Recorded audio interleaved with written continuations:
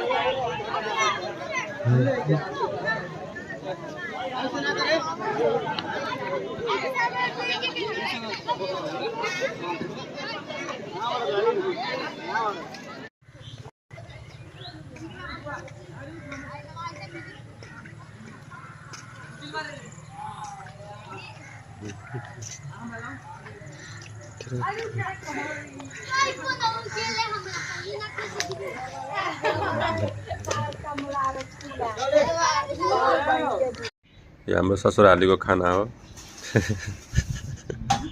तपाईहरु पनि छिटो छिटो बिहे गर्नु।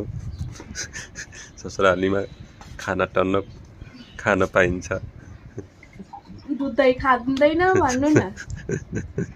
मासु भोलदेखि खान पाइन्छ।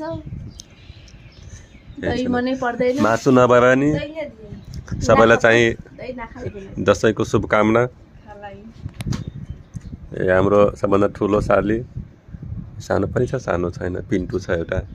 पिन्टु घुम्न गएछ। यता हाम्रो बुढी। ए दशैंको तिमी पनि भन्दै केही केही। नमस्ते। भाग्यमानी बाबा।